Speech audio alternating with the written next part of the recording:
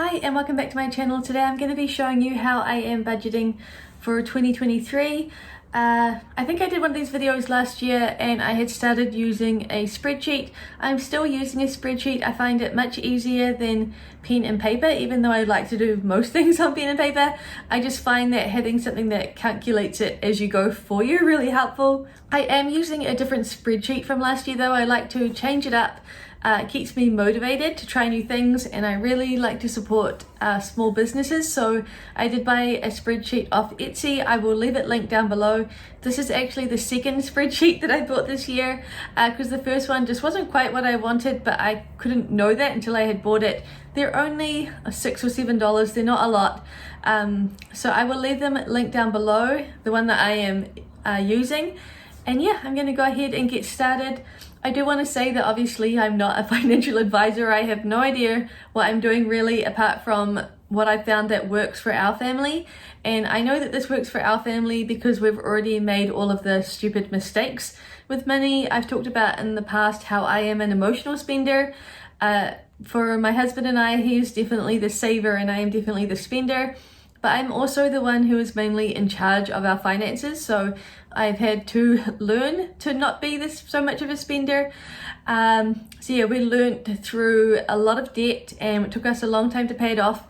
We no longer have credit cards, we have no credit cards, and we have no car payments. I'll talk about that kind of a bit more as I show you our budget, but basically the only debt we have is our mortgage, and that's because, like I said, we learnt the hard way with debt and we're just not willing to put ourselves back into that position. So we also have a 6-month emergency fund, so again, took us a really long time. We did take some of the money from our previous house sale and put it towards that to jumpstart that savings, but we have that in case Mike loses his job or something happens to him, because we are a single income family. We also have it so that if our car broke down, we have a car that's from 2007, it's really old. If something happened to it, we could pay cash for another used car. We would not be buying a new one until we have much less of a mortgage, just because you'll see from our numbers that a car payment is not something we want in our budget. It would pretty much mean that I had to go back to work if we had a car payment or a credit card payment, so we're not willing to have that. We'd rather just drive our really old car that we own and not have a car payment. So yeah, now I'm gonna jump into the spreadsheet and show you kind of how I budget and also our sinking funds. I find sinking funds really helpful for things that you know are coming, like birthdays and Christmases, and Mike and I use sinking funds for our own spending. I'll show you all of the sinking funds that we have. So you should be able to see here on the screen our budget. So this is the spreadsheet that I'm currently using. I have blacked out our income because Mike doesn't want his salary put on YouTube, which is fair enough. So I have blacked that out. But yeah, I'm happy to show you how much we pay for bills and things like that. That's no big deal. So Mike gets paid every fortnight, so our budget is fortnightly. So I just have the day here that he was paid, and it goes up until the 16th. So yeah, I'm going to go ahead and get started. Okay, so the first thing I do when I'm setting up our budget is put in the things that we pay monthly that are the same amount pretty much every month. So that's what I fill in first. So you can see here that our mortgage is $750 a fortnight. Remember, this is all in New Zealand dollars. So if you're in America, some of this might sound weird, but you have to realize that there's an exchange rate difference. So we pay $1,500 a month on our mortgage, which for in New Zealand's a pretty small payment.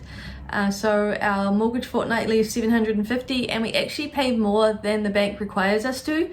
And that's because we, one, have quite a small mortgage, because when we bought this house, we went and we bought something less than what the bank was willing to give us. So we could have bought a larger house and had a larger mortgage payment, but we wanted something that was serviceable, that we could pay.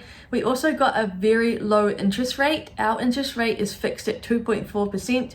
You'll know that anywhere in the world right now, inflation is rising.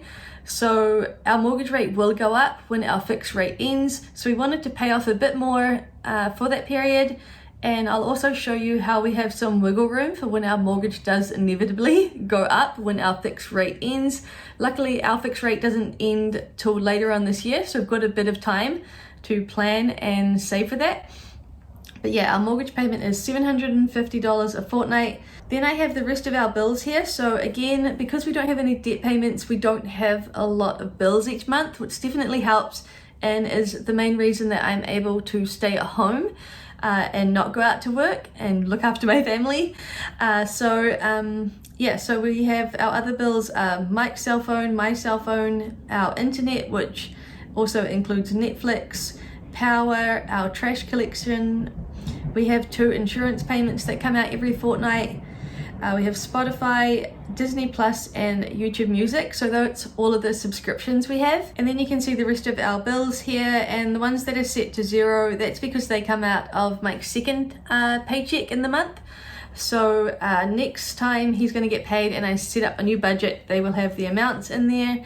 But I can tell you that our internet is $99 a month. That includes Netflix, and our power for our smaller house is somewhere between $200 and $220 a month right now. That will probably rise with inflation. So yeah, I put our bills in, and then the next thing I do is our expenses. So the things that again happen every month. So we have our groceries, which we set at $600 a fortnight.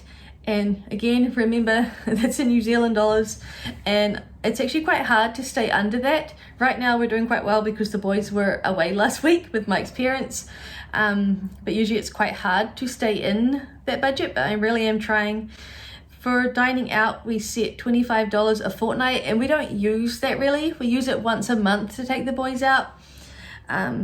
And then Mike's train, he gets the train into work. Right now, that's about $50 a fortnight. That will change as well because right now the New Zealand government is subsidizing public transport, so you get it for half price. So that's going to double in March and go back to its regular price. And then we have a buffer. So I do a zero-based budget, which means that every dollar is spent. So after we've taken money out for our savings and things like that, we have our buffer. So I've already spent $90 of our buffer, and that's for just things that we buy that can't be covered by our sinking funds. As you can see here, our debt one is empty because our only debt is our mortgage, which again, like I said, the only reason I can stay at home is because we don't have any debt. If you put a car payment into this budget, we would be in trouble. If you put a car payment and a couple of credit card payments into this budget, I would be at work at least part-time. So then the third section is our savings, and this is where all of our sinking funds are, as well as our regular savings. So like I said, we have our 6-month costs, so if something happened, we could pay everything for 6 months. Then we also just have a smaller savings account that the amount changes that I'm able to put into that. Sometimes I can't put any, but usually I put about $50 into that. And Tobias and Lachlan also have $10 that goes into a joint savings account. We started that a little while after Lachlan was born. The $10, we hardly ever notice that it's coming out of our account, but it's slowly in the background building up, and when they're 18 or 21, they can split the money between them and use it to go to university or go overseas or to buy their first car. So that's just a little savings account for them. Then we have my sinking funds. So I'm going to show you all of my sinking funds, but basically they are just small savings accounts. I have some that are regularly there, like our rates. So that's our property taxes. We put $100 into that every fortnight because that's what it costs when we pay our rates. We have Tobias's birthday. We have some smaller ones like teacher gifts, but yeah, I will show you those soon. And basically I put pretty much a set amount into it every fortnight, but again, if we have a larger bill somewhere else, this is somewhere I can take money from and just make the payments that I'm putting in there cheaper. So I think, right now we put $625 into savings and sinking funds. And that seems like a lot to just put into savings, but remember that sinking funds are there to be spent. It's just that rather than having one thing come out of one paycheck and another coming out of another paycheck, we save for them year round, so when they need to be spent, the money's there. And of course, when our mortgage rate inevitably goes up or something happened, this is a bit of wiggle room. And if we had credit card payments and car payments, that $600 would be gone. So staying debt-free means that we have this wiggle room in our budget, and it's there to manipulate and change if we need to. So yeah, that's how we do our fortnightly budget. And now I'm going to show you our sinking funds. Sinking funds are another idea that I got from Dave Ramsey, and I did have a little break for them at one stage and just pulled our money into a separate account. But I really like the way sinking funds kind of motivate you, and it just makes everything a little bit clearer. So yeah, and I also used to do these in cash, but I've talked before about how cash is just getting harder and harder to use, especially during the lockdowns and things where we were buying online. It was just a pain to have cash, and Mike hates using cash. So now we do it all online, and having something like this just keeps everything in order. Again, this was bought from the same person that I bought the spreadsheet from off Etsy. It's all formatted for you. You just put in your own details. So yeah, I'll go ahead and show you what sinking funds we have and our kind of goals for them. Yeah, just remember, like I said, sinking funds are there to be spent. This is money that has somewhere to go, so they're going to kind of go up and then come down depending on what you're spending. So basically how I do it is I have a separate bank account. So right now in that bank account is $3,015.84, and I named it sinking funds. And then I know that within that is all these individual sinking funds. I just didn't want to have 10 separate bank accounts. So I have one bank account, but it's divided into these sinking funds. I hope that makes sense. So I'll go ahead and show you. It says that we're currently putting $995 a month into our sinking funds. So yeah, again, that $995 is a couple of credit card payments and a car payment. So if you don't have that, you can really help yourself out by putting it into sinking funds rather than it just going out the window to debt. So our first sinking fund is Christmas, and this is Christmas 2023. So this got cleaned out for Christmas 2022, and we're starting it back up again. But this year we're having a much smaller Christmas kind of goal for the savings, because this year we bought the boys the Nintendo Switches and we needed a lot more money, whereas this year we're pulling it right back, and we're going to save $1,000 for Christmas, and that will include everything we buy at Christmas time for everybody. It will probably also include some food if we're helping out and bringing stuff to families' places, or petrol if we're traveling. The $1,000 will cover all of that. So yeah, $40, and that happens every fortnight. So we have 12 months because it's January till Christmas. So we will be able to save that $1,000. The next one is teacher gifts. Again, this got cleared out last Christmas because we bought them. The boys have one teacher each. We give them a $30 voucher. Once we know the teacher for a little while, we can kind of see where we should buy the voucher. Last year we got Tobias's teacher a voucher from Rebel Sports because he was really into sports, and I got Lachlan's teacher one from Farmers, just a department store, so she could choose something nice for herself. The next one is Tobias's birthday. So again, this got cleared out in October, and now we're starting again for his for both boys. We have a $250 goal. We're putting $20 a fortnight in, so by the time it's Tobias's birthday, he'll have $250 in there. School holiday savings. This is one that we're currently taking money out of here and there. My goal for this one is $200. So we had $200 in there, but we used some of it for things that we did during the school holidays so far. So that's down to $74, and that will probably be cleared out by the time the boys go back to school, and we will start it up again for the next school holidays. Right now we put $30 a month, so $50 a payday. Then we have our rates, which are like property taxes, and the goal for that is $800, and we put $200 a month in. We have to pay that 4 times a year. So yeah, that's our rate savings. The next one down here is kind of what I love sinking funds for. It's that our towels that we've had since we moved in, so 3 years now, 2 and a bit years, and we have 6 towels for our whole family, and they go through the dryer a lot. They're falling apart. That's just what happens when you use your dryer and you only have 6 towels for 4 people. So when I saw they were starting to fall apart and kind of on their last legs, I just started a sinking fund for new towels, and I've literally been putting $5 a paycheck, $10 a month into that. And when it gets to, I think my goal is $80, I will go and buy some new towels. So this is something I really love sinking funds for.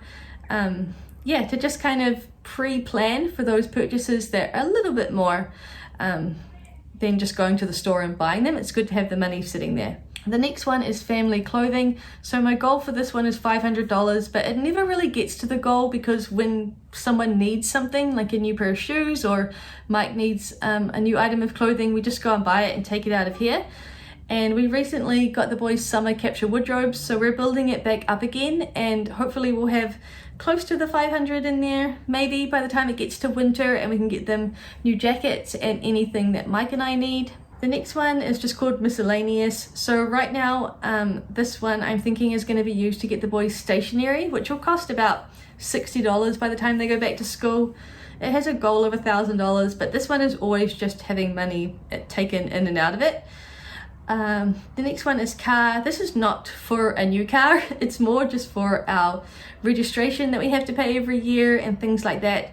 If our car broke down, we would use some of our 6-month fund to go and buy another used car, say like a $5,000 to $10,000 car. This savings is just for things like we just put new tires on our car, so that came out of here, and it has a goal of $1,000 again, but it just basically ebbs and flows.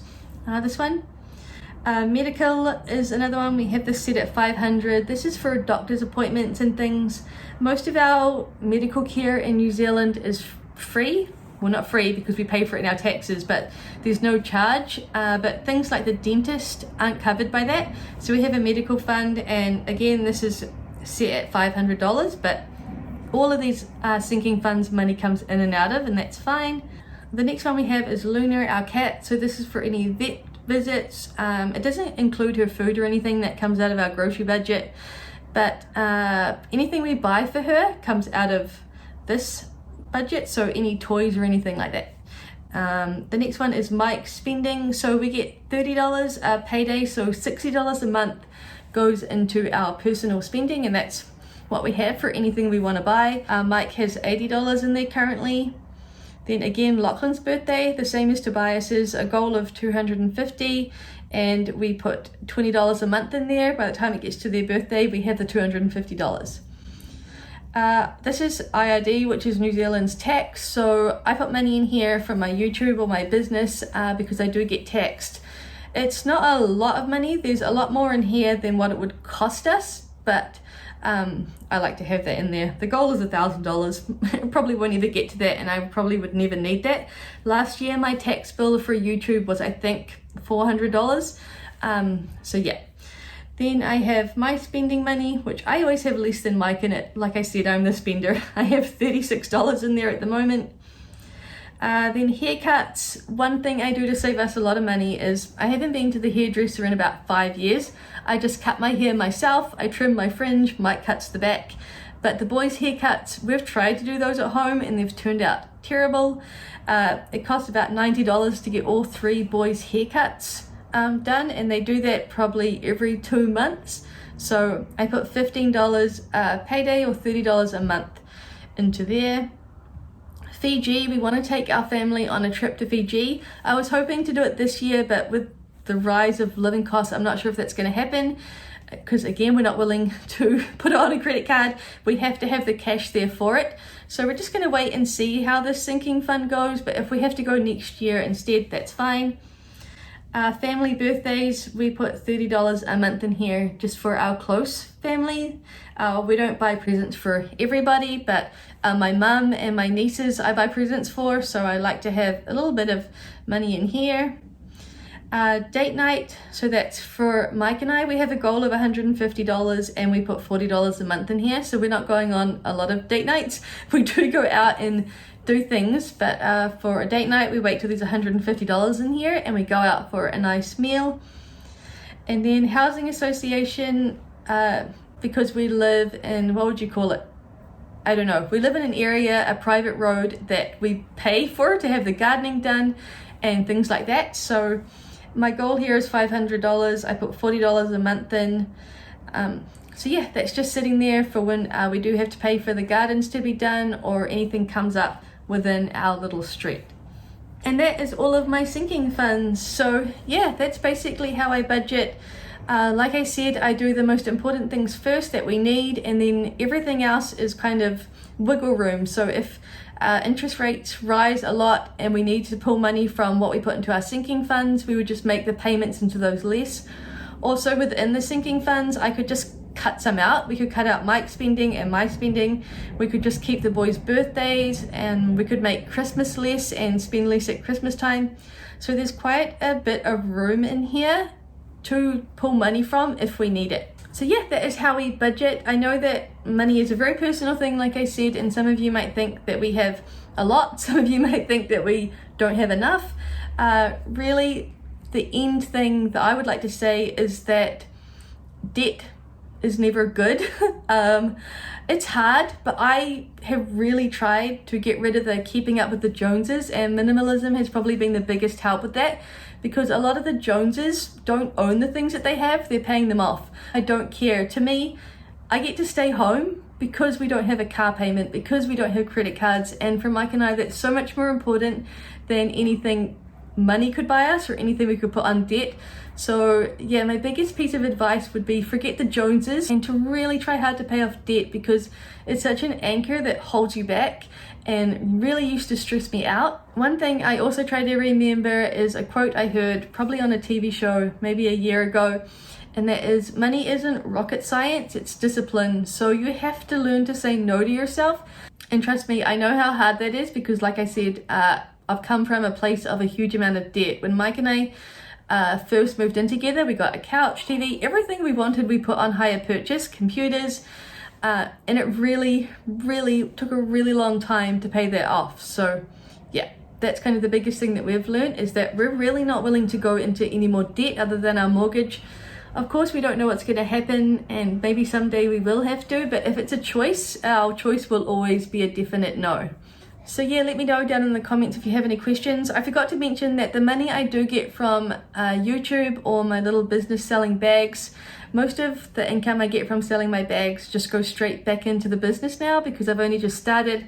But any money I get from YouTube, from you watching my videos, goes straight into our sinking funds. So that's what I do with that. But yeah, let me know if you have any questions or tips, or let me know how you're budgeting. Do you like to do it in a notebook with pen and paper? Do you like to use a spreadsheet? Let me know if you are going to have a look at the spreadsheet I'm using, because again, I found it really helpful. And yeah, I hope you enjoyed this video. I will definitely keep you updated on our budget as living costs start to rise. Hopefully inflation will come down again at some point in 2023. But yeah, I hope you enjoyed this video, and I'll see you in the next one. Bye.